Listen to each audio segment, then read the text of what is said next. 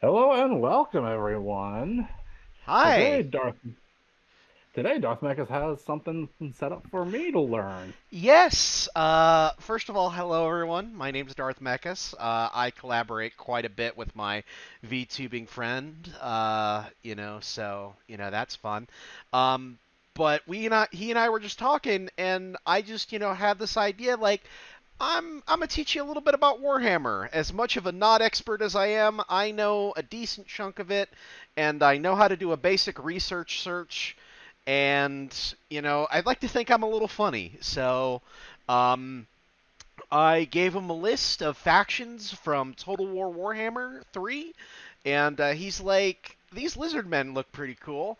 And I'm like, "Dope. They're actually pretty much tied in with the beginnings of the world, so that's actually a pretty decent start."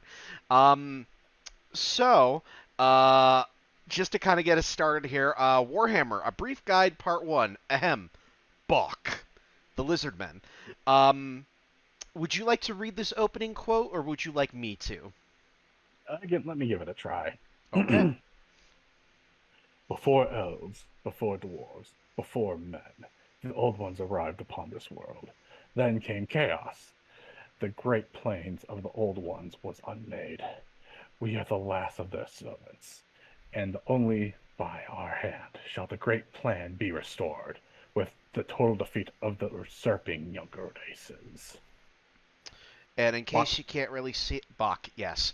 In case you can't see it, it's quoted as inscription upon the eastern boundary stone of the temple city of Hexoatil. So, before we get started here, couple things to go over. This is mostly for the YouTube audience, um, but it's on the next slide on your end. Um, Disclaimer. Um, I am not a lore expert, nor do I claim to be. Um, there are many things that I do not know about Warhammer, because the thing you have to keep in mind is they've been doing it since the 80s. I'm gonna miss stuff. That's just an inevitable fact. Um, as such, I am only human and will make mistakes. So if you have to remind me, be polite, civil, and non hostile. Alright? I am a fan like everyone else, but the thing is, there are those who are a lot smarter about this subject matter than me, and I will absolutely be encouraging you to check them out once we're done here. This slideshow does not contain all information, nor even a majority of it. Go look it up yourselves. Be civil and respectful in the comments section, and at the end of the day, my goal is to share a passion of mine with one of my friends. No more, no less. yeah, So, because even with Warcraft being as straightforward as it was, there was no way I could get everything in there, especially with how things just get canonized, non-canonized. That hallucination, fever dream we had in the afterlife of that bald right. guy that we all agreed didn't exist. And no offense to you about Warcraft, Warhammer is even more convoluted than that was. Well, So, I assume so with how many different authors are on here and how much books keep coming out. oh, absolutely. But on the next slide, basically just kind of, I guess, the slideshow equivalent of an itinerary. What we're going to be going over is just kind of the basics, their origins, who are they, what are they, where do they live in comparison to our world, what do they do, what's their gimmick. We're going to go over some notable characters. Just to go over the names, we got Lord Mazdamundi, Krok-Gar, and Grimlock. I spelt that wrong. I will correct that later on. Tehinoan, Tiktaq'to, Gor-Rok, Nakai the Wanderer, Oxoatil, and Lord Krok. And we're going to be going over other cool stuff that I will happen to mention after the fact. He's Um, actually named Tic-Tac-Toe. yes, we will be going over that with his slide, trust me. The thing I will preemptively say is a lot of the Lizard Man names, especially, are puns. So just kind of keep that in mind. But without further ado, let's get on to the main slide. So, if I were to summarize the Lizard Men, I would have to say the following phrase: Aztec lizards riding dinosaurs. That's literally what they are, right? I think that pretty much is captured in the image here. This Where is that? image. Guy on the floating rock. That is a Slon, actually. If you look at the 5 components to the faction, there are the Slon, the Saurus, the Skink, the Krok-Gar, and lots of dinosaurs. Um, but they are a part of the Lizardmen. Um, Specifically, the Lizardmen are tied to a group of beings known as the Old Ones. If I had to describe who the Old Ones are, they're basically a progenitor race for the Warhammer world. They're basically the ones who came to the world and said, "We're going to create the world and we're going to create the races on it." Um, and they had something called the Great Plan, which we will be going over in the slideshow. But basically, TLDR, it's them fighting against the forces of hell, essentially, is what the Great Plan boils down to. And, we'll be going over kind of the specifics of all that. Um, Falls into it. but this image is actually from Total War Warhammer. This is actually the loading image screen for the Lizardmen whenever you start up one of their factions. So just from the get-go, what are you thinking so far, man? They're a lot bulkier than I thought they would be. Oh yeah, no, we haven't even gotten to the big boys yet. Um, Yeah, because I'm just picturing Lizard Man from like Soul Calibur. oh no no no no no no no no for sure. Um, we'll be going over all of that later on, but yeah, no, these guys are built, and you'll be finding out why. So next slide. Uh, the old ones in the Great Plan. Um, as I said before, they're essentially the progenitor race for all of Malice, which is the Warhammer world. Um, we don't really have a confirmation on what they look like. The closest that I could ever recall was potentially the old ones in 40K, which is technically a separate universe. The old ones may have been frog-like in appearance, but we have no official confirmation in fantasy for what they look like. So they could be human, they could be elf-like, they could be Cthulhu, they could be absolutely none of these things. We honestly do not know. Plot They twist: are they're the Protheans from Mass Effect. facts, facts. Without further ado, let's kind of go over the Great Plan. So the first step of their Great Plan, Bok, it's lizards. Basically, what they do is they create the lizard men. The lizard men are the race that are essentially going to help them terraform and create the world in the image that they need to complete the Great Plan. Right? So they're going to create the Slum, they're going to create the Saurus, all of these other sub factions of Lizardmen, and the Lizardmen are going to, start helping them. And how do they start helping them? Step number 2, turn up the heat. It's telekinetic frogs. So the thing about Malice is originally when the old ones arrived, it was more equatable, I'd say, to like Hoth in terms of what it was like rather than Earth, if that makes sense. It was a lot colder, it was a lot more frozen. So basically, what the old ones did was they created the Slun, who are essentially magic frogs. Um, and the Slun, particularly the first generation, were powerful enough to move the planet. So that's what they did. What? Yeah, they moved the planet closer to the sun, which naturally resulted in the temperature going up. Uh, this did not really please the native dragons, to say nothing of the numerous races. Speaking of the numerous races, step 3 of the Great Plan, bonk. It's genocide. Um, do you care to know what the Saurus were used for in the terms of the Genocide, I'm Great guessing? Plans? Yes, whatever races didn't die from the sudden change in temperature, the Saurus very quickly expedited the rest of their journey. Um, at club end, more often than not. Um, and this was again all part of the old one's great plan. What they're basically doing is they're not only terraforming the planet, but they're getting rid of, and I hate to use this term, but they're getting rid of undesirables, essentially. Um, Races that don't really fit into the great plan. Um, Yeah, this is really sounding like something that we normally would not want to be discussing. No, no, no. It absolutely is not. And I do not encourage anyone to take any of this seriously. The thing I will always stress in every Warhammer video is not so much in fantasy, but especially in 40k, there are no good guys. In fantasy, there are good guys, but they really do some heinous shit, and they really do some mental gymnastics to justify it. Um, I so don't really think they count as good guys at that point. Mm, you're not wrong, but it's one of those situations where, at the end of the day, A, humanity wasn't even around yet to really know these horrors, and B, the things that they're preparing for are 10 times worse, believe it or not. Um, Speaking of which, step 4, make the ultimate weapon to surpass metal, fight chaos. Fight chaos, its creation. Um, so what they So you do. have to kill chaos. Yes. So basically, the way to think of chaos is it's the forces of hell, right? That's what chaos is in this world. Is it's literally the forces of hell. And so basically, what they plan on doing is creating, a race that will be used to fight chaos. So they're the ones who create the elves. They're the ones who create the dwarves.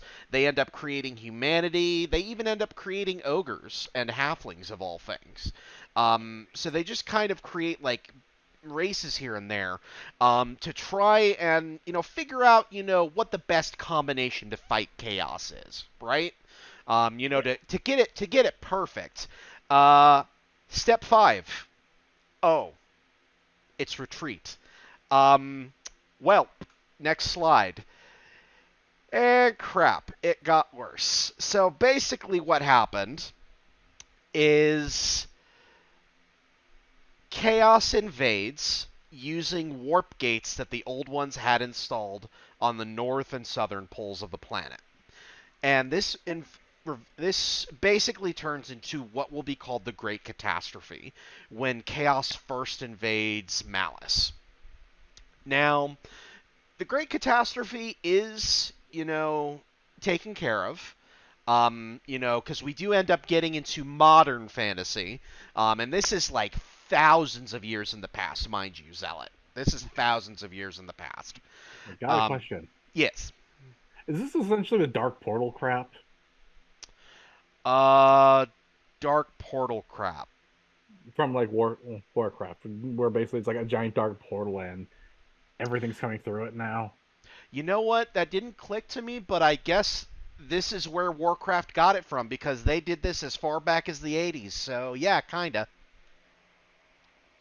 Okay. Because otherwise, the only other reference I would have is Stargate. Yeah, basically it's the warp gates were corrupted, and so instead of, going from one pole to the other or wherever they were getting their resources from, they led into the chaos wastes, or to the realm of chaos, and that's how demons started pouring out, right? Like straight up demons. I will say the word demons is spelt really weird. We'll find it later in the slideshow. Um, but Games Workshop has a very weird habit of making sure that some of their words are legally distinct. Um, like dwarfs, for example, they spell it FS instead of VES when they do plural. Um, Apparently, that's a legal distinction. Who would have thought? But anyway, um, so the big thing to know from the Great Catastrophe is here's the bad stuff that happens. The first thing that happens is all of what are called the first generation Slann are dead. So the Slann kind of have, I think it's like 3 to 4 generations, and basically, we'll go over this later, but the higher generation, the more powerful it is. Okay. And all but one of them are dead, and we'll get to that technicality when we get to the characters section. So the first generation are stronger, or all preceding generations after are Uh, progressively stronger? the first generation are stronger, and they get Okay. progressively weaker as you go down the generation. Now, mind you, and again, we'll go over this, in the Slann section. they're still pretty powerful. Because when you're powerful enough to move a planet, you got a lot of wiggle room in what you define as weaker, right? Yeah. Yeah. Um, the other thing the other thing that happens is the old ones fuck off, right? They retreat, they declare the great plan a failure, tell no one about it, and they fuck off. Um, which wouldn't be so bad for the lizard men if they knew how to make a very important resource called spawning pools. So the way that lizard men produce is there are no lizard men and lizard women. There's no birds and bees. They literally, one minute there is a pool of still primordial goop, and the next minute a platoon of lizards comes waltzing out of it, fully formed. That's how they are produced. Um, the other problem with this is that all of the Slann spawning pools are gone. So Slann are now a finite resource, and that is what a lot of creators in the community use when they're explaining the story. They are a finite resource. They're a finite resource that can do a shit ton, but they are still a finite resource. Yeah. The other thing that kind of happens a bit later in the timeline, still thousands of years in the past, but a lot closer to the modern day in fantasy, is there's this pesky little race called the Skaven. Yes, yes. Who decide to try and invade Lustria. And this wouldn't have been a problem, except the Old One's plan does not account for the Skaven. It accounts for pretty much everything else except for the Skaven. So they are a wild card that are incredibly evil. Arguably more so than the demons. But we'll get to that in their own slideshow. Okay. So, now that we've kind of got a basic sense of kind of their origins, what they're about, let's kind of go over these individual, components of the Lizardmen. The one that you probably would have seen the most had you done like a basic Warhammer Lizardmen search is the Saurus. Okay. They are the beat stick of the Lizardmen. They are the frontline soldiers. They are the ones who shout Bok. That is their war cry. And for those who are wondering, it's a reference to a video. Google Dogehammer 40K. Carl Franz hates lizardmen, and he does this whole bit where I hate how they shout Bok at me. And it's just a really funny video. I highly recommend you look it up. Now the thing to keep in mind about all the lizardmen races is that they are biological robots. Oh, wait, didn't mean to skip that. They are biological robots. We'll go over that towards the very end. But suffice it to say, they don't have a lot of personality. They also aren't really diverse.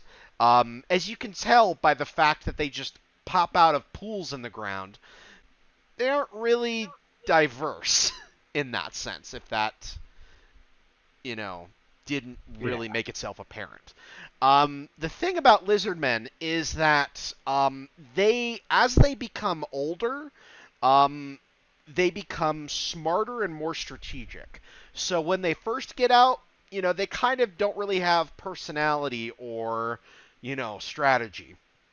But Saurus, specifically Saurus Old Bloods, who live thousands of years, they start to understand warfare. They start to understand strategy and all sorts of crazy shit. And that's when their personality starts to develop, because they're like, oh, I prefer, this exact strategy over this. Whereas when they first, emerge from the spawning pool, their personality may basically extend to, I like spears over clubs. Does that make sense? Do I stab or do I bonk? Yes, exactly. The eternal debate, bonk or stab. And so that's the big thing with them. Now the second component are the skinks. These are going to be the most diverse. They kind of form a majority of society, societal spaces. So they're kind of the craftsmen, the clergy, the hunters of the lizardmen. They come in two kind of varieties. They come in regular skinks, which with the picture is kind of the green and the red one, and then they have chameleon skinks, which is the one on the far left. As you could probably imagine, the chameleon skinks have a bit of an easier time hiding, and that's why adventurers will suddenly start hearing the trees whispering Bok, because they are unparalleled at hit and run tactics in the jungle. They would put the Viet Cong to shame. Let's put it that way. I hit, they run. Yeah, exactly. And the thing is that the skink priests work directly under the Slann. So in terms of the hierarchy, they don't really have one, but Slann do kind of function as leaders. And the skinks work directly underneath them in terms of organization. But beyond that, they're really the craftsmen. So, like, if they're making goods, like, to trade, or if they're, like, making, like, crafting weapons, things like that, the skinks are the ones doing it, you know? They're the ones in charge of the infrastructure. We get to the third parts of the Lizardmen, who are the Krok-Gar. Now, the Krok-Gar are the hard labor. Basically, they're the ones who build things. They lift the bricks. They put the bricks down. They don't really do a lot. They just build. But funnily enough, they are generally born alongside skinks. So that's kind of the closest to familial ties that the lizardmen have, is the fact that typically Krok-Gars are born alongside skinks, and on the battlefield as well as in kind of infrastructure, you tend to see, a skink work foreman with a bunch of Krok-Gar builders. You tend to see Krok-Gar team up with skinks on the battlefield. They're kind of dumb. Kind of dumb. However, they compensate with this with the Gator Death Roll. Because you saw how big the lizardmen are, right? Like the Saurus. The Krok-Gar are bigger than them.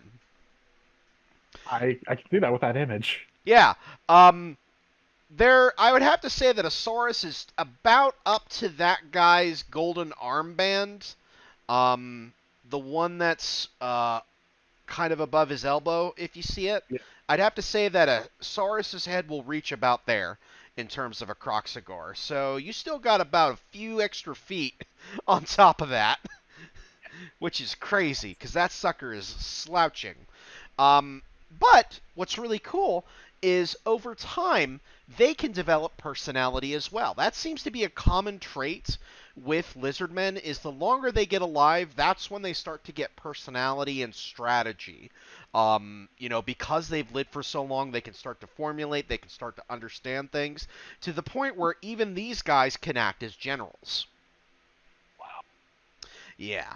And then we get to the one that you wanted to know the most about, the floating frog people, aka the Slann.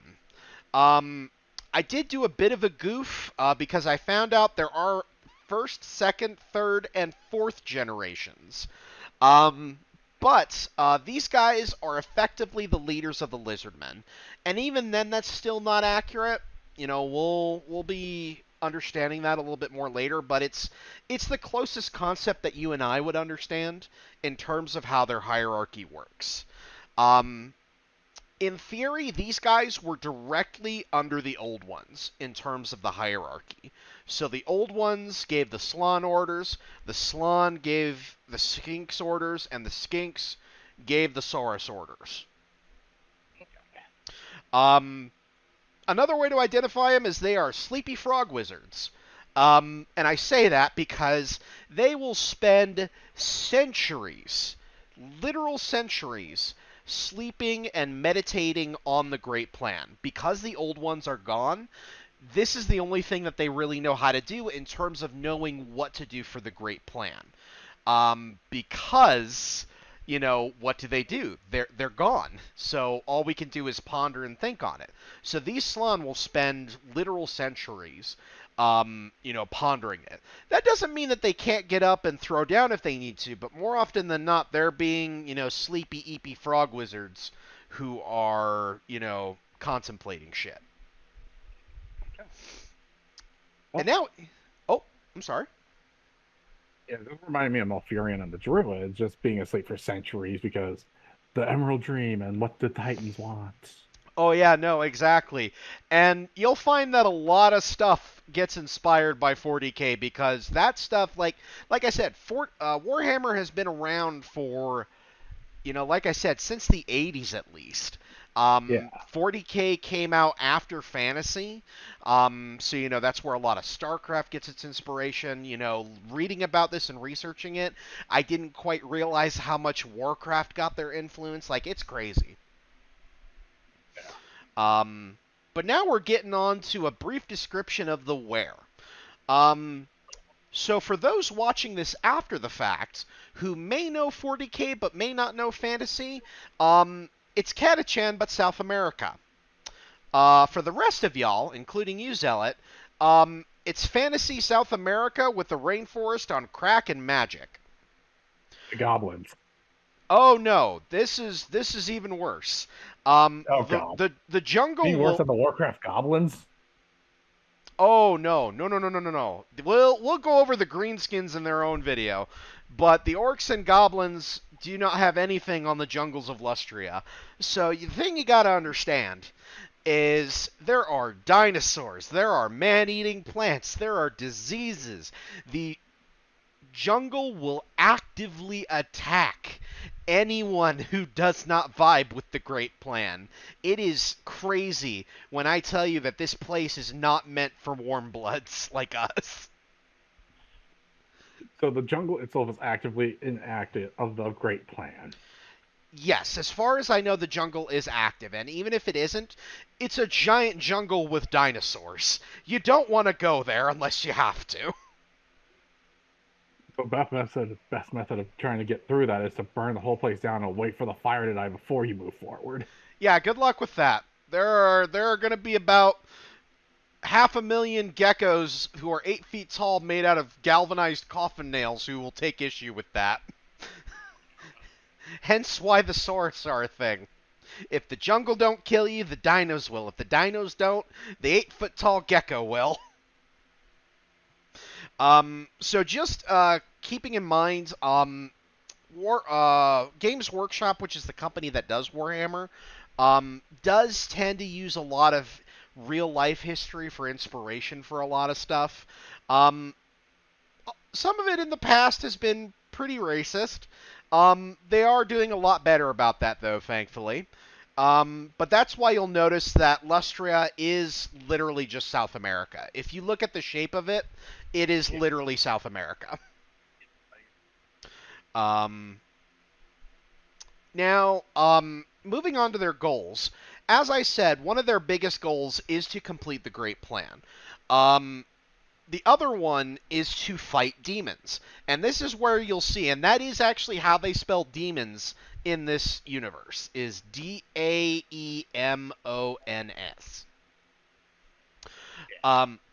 The other thing that they want to do is kill those goddamn fucking rats. Because fuck them. And finally, they just want to keep the warm bloods away from their gold and their spawning pools. Because, as you know, paper doesn't do very well in the jungle. But do you know what does do good for recording and writing information? Gold. Because that shit don't rust. Nope. And so if anything, it just seems like as long as you stay out of their way, you're generally fine, unless you basically something against them. Yeah, basically, as long as you stay out of their way, they really don't fuck with you, unless you're interfering with the Great Plan. Now, keep in mind with interfering with the Great Plan, because what they define as interfering with the Great Plan might be you just existing. And we'll go over that when we go over Lord Mazdamundi, because he does a specific example because it interfered with the Great Plan. Speaking of characters, Characters. Number one, Krok-Gar. He has a giant Carnosaur, giant T-Rex mount known as Grimlock. LOL. If you know, you Transformer? know. Yep, straight up. It is named after the Transformer. This was lore that was established when they were being goofy about this shit, but that is straight up what he is named after. Okay. He also has a laser hand called the Hand of the Gods. It basically shoots magic missiles. It's good shit. Normally is. He is known as the last defender of Zealotjohn. Basically, his whole shtick as a character was that he was one of the Saurus Oldblood spawned from the city of Zealotjohn. And shortly after the Great Catastrophe happened, Zealotjohn fell. But what he and his brothers did, or what he and his siblings did, was they went out into the jungle and did hit-and-run tactics. And slaughtered thousands, and I mean thousands of demons, to the point where he was the only one left. But even then, he still got Grimlock, he still got the Hand of the Gods, and he still knows how to kill. Before we move on, Bok. Fuck. Lord Mazdamundi. So this is another one that I need to re-edit. A Jabba the Hutt looking mother. I tell you, man, they're floating frog wizards. So he is one of the last of the second generation of Slann. So for context, what that basically means is, sure, he couldn't move a planet. He can move mountain ranges, though. He can. And He people can. are trying to kill these guys? Yeah. They don't really succeed all that often, but they can kill him sometimes, because eventually they're gonna run out of magic. But you see why that's a little bit challenging. So I'm going to move ahead a little bit just because of that mountains comment. So when I tell you that they work with the Great Plan, I mean they follow it to the letter. So the thing about the Great Plan, as it is they didn't really account for races building empires and moving around, right? Yeah. So Mazdamundi, did as the Slann do, consulted the Great Plan, and was like, well, hang on. These mountains need to be moved slightly to the left. So he did. He moved them slightly to the left. Here's the problem. That particular mountain range was, in fact, inhabited by dwarves. And I know it may not sound like a lot, but he moved the mountains about 5 feet. Guess what happens That's when a you lot. move... Huh? That's a lot of things Yeah. moving at once. Yep. And guess who had part of their whole entire Under-Earth empire in said mountains? The dwarfs. Yep. So we'll be going over this with the dwarf video, but this basically was one of the major cataclysmic events that would lead to the Age of Strife, as they call it. Which is essentially the downfall of their empire. The only thing that matched this was the goddamn rats and the goddamn orcs. Let that sink in for a minute. We're talking about the rats that are the main force in Vermintide, I'm guessing. Yes, that is exactly who they are. Okay. And if you'd like, we could even make them the next slide, because you actually know of the Skaven somewhat. If you've played the Vermintide games. I Nasty played little it like three fuckers. times. I've only Well, played them 3 times. well, 3 times is enough to know that you should hate those goddamn rat men. Um, Yeah. but yeah, so when I say that the second generation was weaker than the first generation, yeah, but being able to move mountains 5 feet, or another story that I found out before I made this slide, was that a group of dark elves was attacking him, and so he just conjured mountains. Where there were no mountains, there suddenly were mountains, and presumably pulverized dark elf corpses underneath. You don't fuck with the Slann unless you can put them down.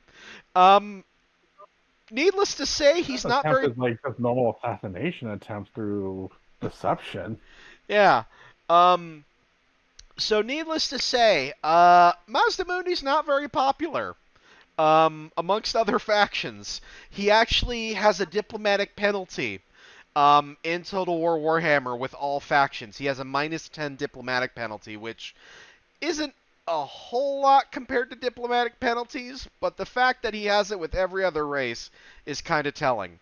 But what I will say is that for a Slann, he is actually incredibly progressive and radical. So, remember how I said that the Slann can spend centuries, you know, possibly even millennia, pondering the Great Plan? He'll only do it for like decades, which is crazy, I know. But he also actively encourages the crazy notion that we might have to be independent and think for ourselves to accomplish the Great Plan. So he is very much a driving force for the Lizard Men kind of getting out there and doing stuff currently at the Ah, moment. good. Um, which is another reason why he may not be so popular because some shit that happens might be his fault. We'll see what happens as we delve in Bunch more. of newborn lizards running around. They're eating my sheep. Bok. Um, all right, on to the next character, Tehenowen. Yeah, Tehenowen.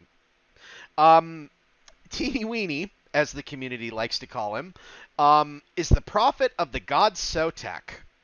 Now, here's the thing about the Lizardmen quote-unquote gods.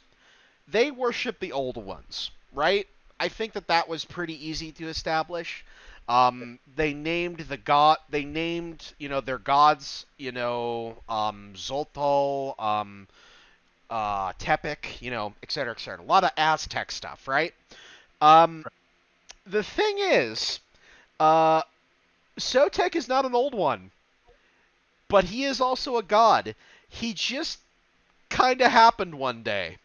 So basically, what happened is um,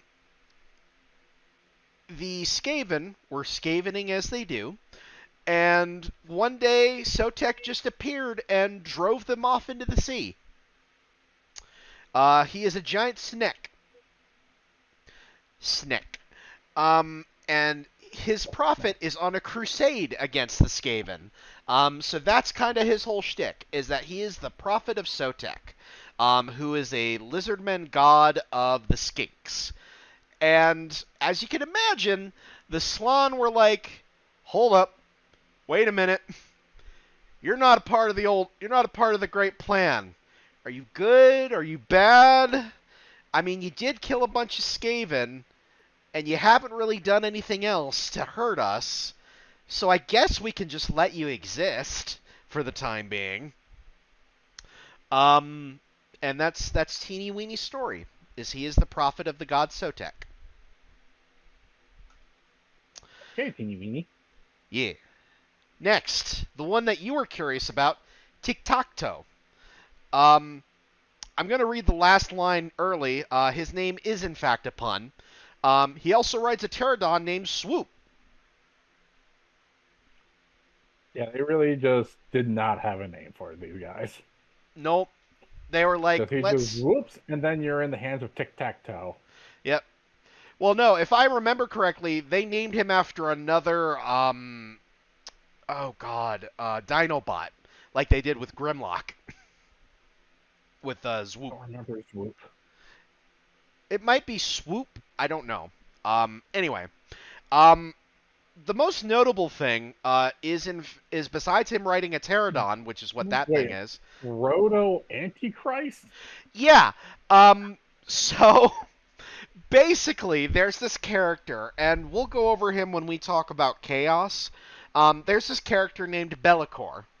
Essentially, his claim to fame is becoming what is known as a demon prince, but specifically, not only being the first demon prince, but being the only undivided Chaos demon prince.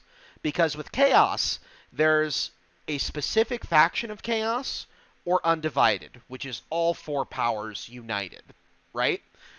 Be'lakor is the demon prince associated with all four, and he is considered, it is not officially canon, so I could be wrong on this, but a lot of theories that I have is that he was essentially a prototype for a character known as the Ever-Chosen, who essentially is the Antichrist chosen by the Chaos Gods to bring about the end of the world, right?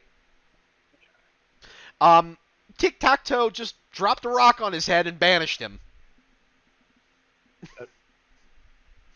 So it's like a South Park thing where they just pop back into hell? Yeah, so the way that demons work is if you kill them on the mortal plane, they just dissipate and go back to the to the chaos realms, right? Um, you can truly kill demons, but it takes a lot of work and it takes some serious fucking effort. Is this the Twisting Nether? Um, I maybe It's like the Twisting Nether from Warcraft. probably. I Oh, don't honestly remember, but man, they really took that. yeah. But the That better was way a to lot of inspiration from I Warhammer. would encourage you to think of the Chaos Realms to be more so hell, um, because it straight up is hell. I Um, mean, that's what the Twisting Nether was supposed to be originally. yeah, fair.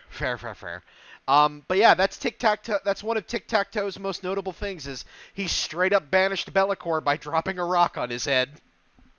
Hey, Sargeras! Throws a pebble, dies. Facts. Next. Hashtag albino superiority with Gor-Rok. One of the defenders of Itza. Um, he's basically a one-man wall. In fact, in one of the only times that I will talk about the end times on this series, because I don't like the end times. I think they're stupid. That is what I will say on the matter. The end times, this man was basically a one-man wall against literal hordes of Skaven, to the point where there were literal towers of Skaven corpses surrounding Gor-Rok, and this man was not going down. His whole shtick in Total War Warhammer is that he is very defensive. His units get a his units get a defensive buff. He gets extra defensive supplies, and whenever his armies defend, they get a force field. Jeez. Yeah, no, you don't fuck with Gor-Rok. Um, Okay, so is the end times like the canonical ending or lead up to the ending of Warhammer, or yeah. So, basically, long story short, you know that Warhammer like fantasy is a tabletop game, right? I think I've mentioned that. yeah, Um, so before the canonical quote unquote sequel, Age of Sigmar, came out, Warhammer was not selling well. To the point where fantasy was being outsold by literal paint. Like they sold paint and they were selling paint more than they were selling fantasy models. So Games Workshop was like, all right, we're going to blow up the setting.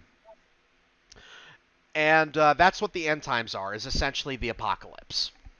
okay, so it's the original Final Fantasy 14 scenario where Yeah. we blow it all up and start it over. Yeah, and essentially Age of Sigmar is the new world. And I don't know as much about it, but I would definitely love to do research and talk with you about it later. But that's kind of what the end times are, and that's why I don't tend to talk about them all that much, except if it's relevant to the character like it is here. Like Um, that, it gets really hard to do justice because otherwise you're either favoring something or just burning it all down and pissing everyone off. right, no. And it's one of those situations where from it's not so much that I hate what they did, it's that I hate how they did it because they did not do it well. They did not handle it with care, love, and respect. They just wanted the setting to end, and it shows. In terms of the writing, in terms of the setup, it's very poorly done, and it's looked back upon as one of the worst things that they could have done. Um, Luckily, Yeah, Age of Final Fantasy Sigmar. 14 is like one of the rare examples of doing that right. Right, exactly. Um, And arguably, I would say that because of the end times, not only is Warhammer in a better place, but it led to some great developments like Total War Warhammer 3, which is my favorite game right now. It led to Age of Sigmar, which is honestly a very cool board game, and it led to Old World Fantasy coming back. So it is back in the old world, but it is kind of changed up. Um, but yeah, that's Gor-Rok. One of my personal favorites now is up. Nakai the Wanderer. A little quote. I don't remember where this quote was, but it was referenced to him, so I'm using it. Not all who wander are lost. So, basically, Nakai the Wanderer's story is that he was spawned, and, shortly after the Great Catastrophe hit, he just started killing demons, right? No big deal. That's just kind of what he does. Um, Only difference is he kind of just started walking and wandering, um, to the point where um, he got really powerful. And he's actually considered to an extent to be a jungle spirit. He's actually amassed a literal following. So for context, in Total War Warhammer, the way his faction works is he is what is called a horde faction, and he does not have settlements. Basically, he conquers settlements, and the defenders of the Great Plan, which are essentially his posse, take over the settlements and pay you tribute. Essentially, is how that works. Um, so he kind of just started showing up at major battles. So the Lizardmen can kind of figure out if there's going to be a major battle if Nakai shows up. Because it means either he's the reinforcements or he's waiting for whatever's coming. That's a scary sight to behold in that case. Oh yeah, no. And he's actually even larger than the Krok-Gar that I showed you. Um, He looks like a towering giant in oh that yeah, picture. oh yeah, no, for sure. Um, One of these days I'll show you some gameplay of him, but he is a monster. And he's also albino. So, there might be a thing there. Here's another one of my favorites. All right. Oxyotl.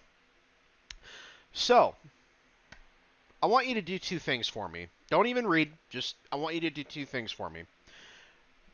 I want you to imagine Doom Guy, but make him a chameleon. All right? Okay. Now, are you familiar with Argonians? Yeah. I want you to take an Argonian and give him a blowpipe. All right? You done that? That's Oxyotl. Uh, the man was literally trapped in hell and said, "Excellent, the hunt is on," and proceeded to wage war for 7,000 years against demons in hell, to the point where he was crafting toxins and blow darts and actually true killing demons. Huh. Yeah. He is literally Lizard Man Doom Guy. Yeah, I Um, mean, at that point, basically, it would be. and he is honestly one of my favorite Lords of the Lizardmen, just because he elevates the Skinks up from suck to being an actual army, which is really cool, because I think that's really nice. He actually gets some special items that are literally designed to deal more damage to demonic units, specifically, like over the course of his campaign, to show that he's crafting poisons and shit. Um, and he popped back in every now and then to help out with chaos. But he really didn't show back up until the end times, and then he proceeded to go back into hell. So for all we know, he's still in there to this day. Um, because some of the lizard men did survive, and they had spaceships, so. And that's another reason I don't want to talk about end times, because it got weird. Um, but yeah, um, I'm just gonna read this line just because I'm really proud of it. Occasionally bops back into reality to help before continuing his merry fuckery in the realm of chaos. Oh my gosh. Yeah, no, he's elite. He's absolutely elite, and I love him. Um, but then arguably the best character, Lord Krok. Right on the nose there. All right. Hashtag death is cringe. So, you remember how I said that technically speaking, all the first generation Slann are dead? Yeah. So here's where the technicality comes in. Um, he's not necessarily alive, but he kind of just realized he died and said, "But I have so much to do." So he kind of still does shit, but his body is decayed. Um, he drops suns on people. Like that's his spell kit. He drops suns on rats and demons. And yep, yep, Okay, so he died, yep, but he just continues to live. So he's not technically undead. He's yep, just okay. It's that headache crap yep. from Final Fantasy X with the people Oh, who they're dead, but they didn't get sent, but they're not undead. yep. If it makes you feel any better, it's only because he's a first generation Slann. If this was anyone else, they would be dead in the dirt. But he is so powerful that he was just like, "No, I am not dead." Just technically puppeteering his own dead body. Not even that. He's just hanging around the body and casting spells. Like, straight up, in game, he is a mummified corpse on a floating chair in the Total War Warhammer game. And his little spirit goes above his head to cast spells. It's absolutely adorable. I'll have to show you one of these days. But it's amazing. Um, and what's even funnier is in the end times, he was like, "Alright, enough sitting around. I gotta get up." And poof, he's just alive again. They really did not care for No. stuff in end times. No, they didn't. And this is the tame stuff. This is the tame stuff. Oh god, they did not care. Um just for some other I'm just getting Gaylor vibes. it's even worse. It's even worse because the fan base was actively helping trying to save the setting, and Games Workshop was like, "We need the setting to die."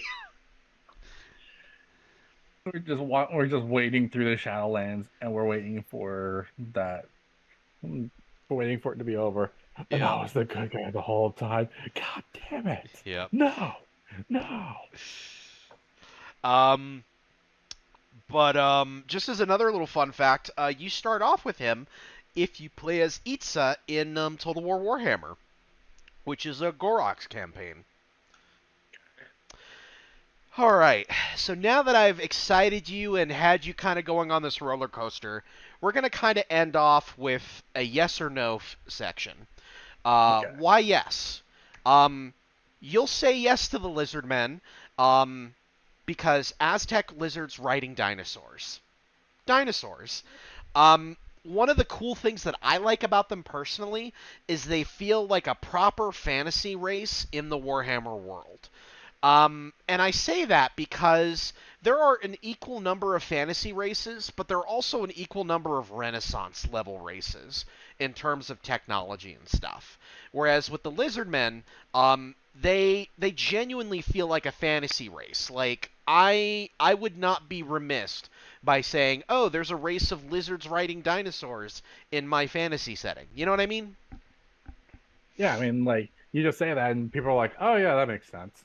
Um, in addition, they're also one of the oldest races in the setting.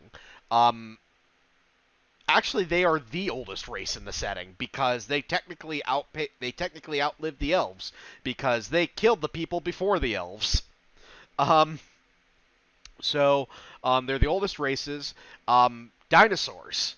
Um, and also, if you like the idea of a biological robot, um, so what's really cool about the Lizardmen is that they have a caste system, but it's not like oppressive or anything like that, because the way that it works is that Saurus A doesn't walk out of a spawning pool saying I want to be an artist, right?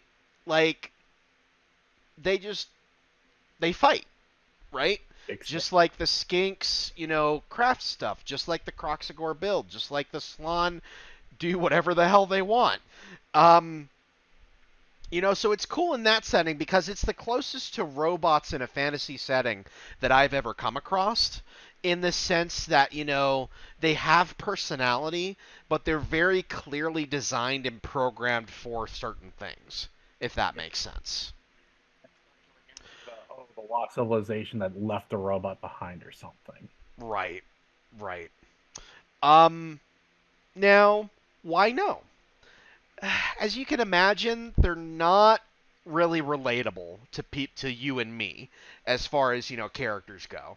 Um, I imagine that if you were to get into Warhammer, you might relate a little bit more with like the Imperium of Man or perhaps someone who isn't a lizard, if that makes sense. Yeah. Um, the other thing too is that they are very hardcore in their beliefs, right? Like if you do not Great follow the plan. great plan, we gotta move ya.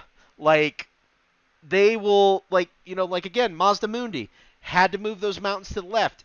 Didn't even occur to him that there were people living in the mountains, and quite honestly, even if it had, he wouldn't have cared because it was part of the great plan. Um, and they're not really willing to see the bigger picture again if it contradicts the great plan, because that's kind of where their thinking stops and ends, if that makes sense. And so we go back to kind of that biological robot idea again, um, because it doesn't really leave a lot of room for motivation, like as an example, with the Imperium, what makes the Imperium great? Why, faith, steel, and gunpowder. Like when you hear that, you're like, yeah, all right, I'm down. I can do that. I'll die, but like, fuck it, let's fight some demons, right? But with you know, the Lizardmen, there's just not really a lot of personality to really build the characters. Like the most you'll ever see is, like Krok-Gar, for example, loving his Carnosaur Grimlock like a pet. You know, that's Yeah. really the level that their personality evolves to. So that's kind of the hit and miss of the biological robots idea, in that sense. Um, and, at the end of the day, Zealot, moving on to the next slide, that's the Lizardmen in a nutshell. And if you don't mind, I would like to read this ending quote before I ask if you have any questions. Um, Amid the darkness and horror of a world splintering apart, the armies of the true creators, we who were ancient at the dawn of time, will march forth once more. We shall sweep away all that is chaos and disorder, for ours is the true path, and none shall defy us. Translation from ancient plaques attributed to Venerable Lord Krok. In terms of sources, the ending and opening quotes was found on lexiconum.com /quotes Lizardman. My own personal information playing from Total War Warhammer 1, 2, and 3, as well as various knowledge from various lore channels, including Cody Bonds, Pancreas No Works, or Pancreas No Work, as well as the Lore Crimes podcast, and honestly, even more. If you click and go to the sources thing. That way they can see it on screen.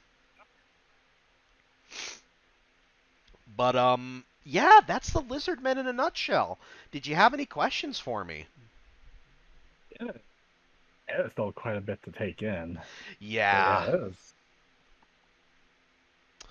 no, for sure. What do you think your favorite part was?